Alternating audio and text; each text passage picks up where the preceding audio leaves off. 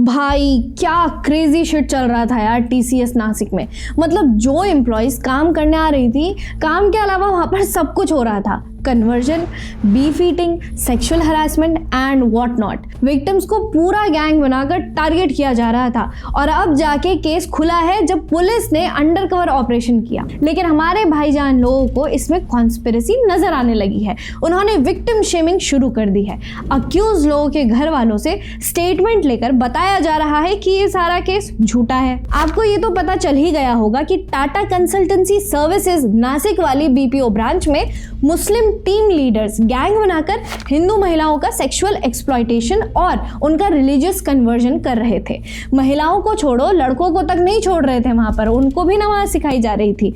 और ये सब 4 सालों के अंदर हुआ है। भाई पहले टीसीएस का नाम सामने नहीं आ रहा था, एक रैंडम एमएनसी फर्म करके ये पूरा जो मामला था वो निपट रहा था। लेकिन जब हिंदू ग्रुप्स ने प्रेशर किया तो टीसीएस का नाम बाहर आया और इसके इन्वेस्टिगेशन के लिए एसआईटी बनी।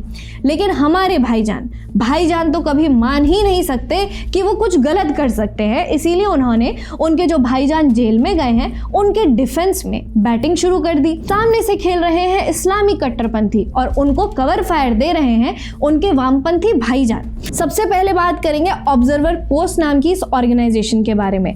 हमने आपको दिल्ली में तरुण की लिंचिंग के बाद ये बताया था कि ऑर्गेनाइजेशन लगातार झूठ फैला रही थी।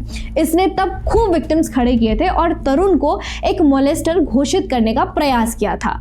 फिर से वो गेम में वापस उतर आए हैं। इसने इस बार मामले में एक अक्यूज्ड की फैमिली और डिफेंस लॉयर से बात करके एक रिपोर्ट छापी है, वो आप स्क्रीन पर भी देख सकते हैं। इसमें यह बताया गया है कि गिरफ्तार किए गए एक टीम लीडर दानिश से एक हिंदू महिला का अफेयर रहा। इस अफेयर में थोड़ी गड़बड़ी आने लगी, इसीलिए ये पूरा मामला खुल के सामने आ गया। और आपको पता है कि भाईजान ने ये सब थ्योरी के लिए किसका अकाउंट दिया है? इसमें उसने डिफेंस लॉयर यानी टीसीएस के मुसलमानों के लॉयर बाबा सैयद का वर्जन छापा है। अरे मीर फैजल, किसका वकील अपने क्लाइंट को नहीं बचाता है? आखिर कौन सा ऐसा वकील है जो कहेगा कि नहीं जी हमारे क्लाइंट ने तो करवाया है धर्मांतरण? जो बातें कोर्ट में साबित करनी है उनके सहारे मीर फैजल मुसलमानों के पक्ष में ट्विटर पर बैटिंग कर रहा है। भाई ना तो उत्तम नगर वाले केस में सक्सेसफुल हुआ था और ना ही इस केस में सक्सेसफुल होगा। इस बंदे का एक ही मकसद है, मकसद लेके चलते हैं लोग भी। इसका एक ही एजेंडा है और वो है कि भाईजानों को बचाना है। फिर चाहे उन्होंने धमाका किया हो या फिर रेप किया हो या फिर किसी को मार ही डाला हो, मीर फैजल सब कुछ संघी प्रोपेगेंडा बता रहा है। चलो मान लेते हैं कि संघी उनको फंसाने निकले थे, लेकिन भाईजान इसी केस में एक शॉकिंग चीज और आई, वो थी इनकी एचआर को लेकर। एचआर निदा खान जो अभी भागी हुई है। और सबसे मस्त बात ये देखिए कि ये सारे डिजिटल फुटप्रिंट मिटा के भागी है। भाई साहब वो बंदी तो और भी भयंकर कनेक्शन बनाकर बैठी हुई थी। तो आपको डॉक्टर शाहीन याद होगी, नहीं याद होगी तो यहाँ पर फोटो देख लीजिए, अब याद आ गई होगी। सही याद किया आपने, ये वही है जो रेड फोर्ट की मास्टरमाइंड थी। तो भाई डॉक्टर शाहीन, डॉक्टर निदा खान तो भाई सहेलियां निकली। संभावना जताई जा रही है कि इनका तो कनेक्शन और भी नजदीक का था। वैसे इस पूरे केस में ये कोई अकेला नहीं है जो अपने भाईजानों की खातिरदारी में ओवर टाइम कर रहा है, वो भी बिना ज्यादा सैलरी लिए या फिर बिना कोई प्रोटेस्ट किए। इसका एक और भाईजान मुस्लिम आईटी सेल वाला है, तो सीधे सीधे यहाँ पर विक्टिम शेयरिंग पर उतर आया है। जरा इसकी एक क्लिप देखिए। नमाज का एक फुल ऑन प्रोसेस होता है, उससे पहले गुस्ल लेना पड़ता है, उससे पहले वुजू करना पड़ता है। क्या इन लड़कियों को गुस्ल करना आता था? क्या इन लड़कियों को वुजू करना आता था? किसने सिखाया इनको ये सब? क्या उन लड़कों ने इनको ये सब सिखाया फोर्सफुली? अच्छा, नमाज अरबिक में पढ़ी जाती है, यानी उसके अंदर जो भी पढ़ा जाता है वो अरबिक में होता है। क्या इन लड़कों ने अरबिक भी सीखी थी? मदरसा भेजा जाता था इनको बीपीओ में?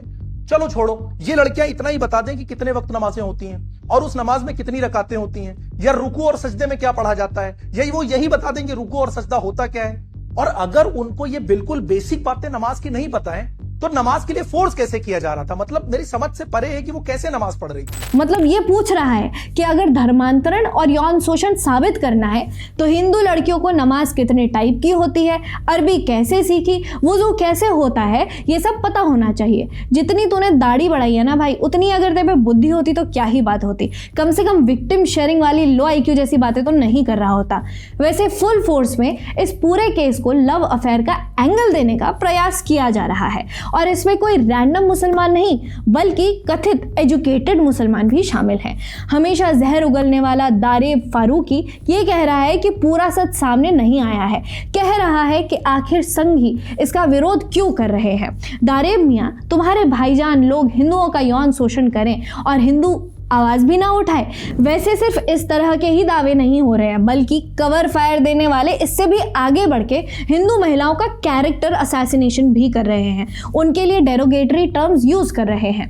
मीम बनाकर उनको पेश किया जा रहा है कि महिलाओं का एक्स्ट्रा मैरिटल अफेयर लीक हो गया, इसीलिए पूरा मामला सामने आ गया है, ये सब खेल रचा गया था। मेरे भाई, सब जगह एक ही परिवार में निकाह नहीं होते हैं, अपने संस्कार दूसरों पर मत थोपो यार। अच्छा, और ये सब अगर काफी नहीं था तो इन्होंने पूरे मामले को ही झूठा बताना शुरू भी कर दिया है। एक महिला लिखती है कि जैसे रेड फोर्ट मामले में मुसलमानों को फंसाया जा रहा था, बिल्कुल वैसे ही इस मामले में भी मुसलमानों को फंसाया जा रहा है।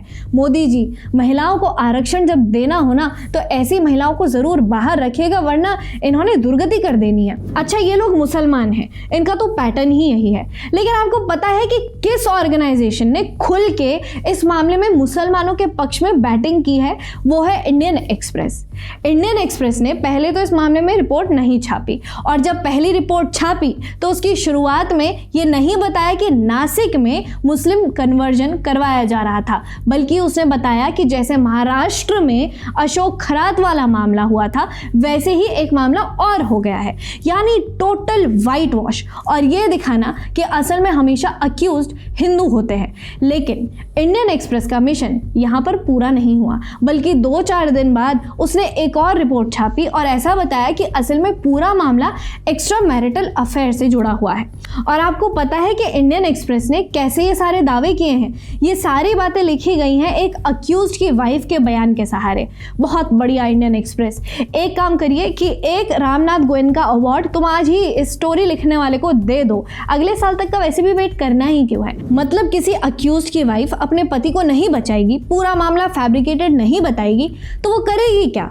निष्पक्षता का पैरामीटर तो एकदम इंडियन एक्सप्रेस ने तोड़-फोड़ कर रख दिया है, और इसके ही बेसिस पर पता है किसने स्टोरी में ट्विस्ट समझा दिया है? वो है राजदीप सरदेसाई। यार, आप लोग कभी अपनी गलती नहीं मानते हैं, कभी भी अपने आप को 15वीं शताब्दी से आगे नहीं लाना चाहते तो कभी लाइए ही मत, लेकिन कम से कम मुंह बंद रख लीजिए। क्यों बार बार बताते हैं कि देखो हम तो हैं ही नीच, हम तो लव जिहाद को भी जस्टिफाई करेंगे, हम तो रेड फोर्ट ब्लास्ट को भी जस्टिफाई करेंगे, हम तो नासिक केस को भी जस्टिफाई करेंगे। हमें पता है कि आप लोग जस्टिफाई करेंगे, लेकिन अगर आप अपना मुंह बंद रखेंगे तो हर बेशर्मी का जवाब आपको नहीं देना पड़ेगा। टीसीएस में जो कुछ हुआ उसकी जांच चल रही है। इस मामले का खुलासा खुद पुलिस ने स्पेशल ऑपरेशन के जरिए किया है। ये लोग अब अपनी जिंदगी का बड़ा हिस्सा जेलों में काटेंगे, इसीलिए ओवर टाइम आप लोग तो बंद कर दीजिए और घर में बैठ जाइए। हर बार अपने आप को एक्सपोज मत करवाइए। देखते रहिए ऑप इंडिया।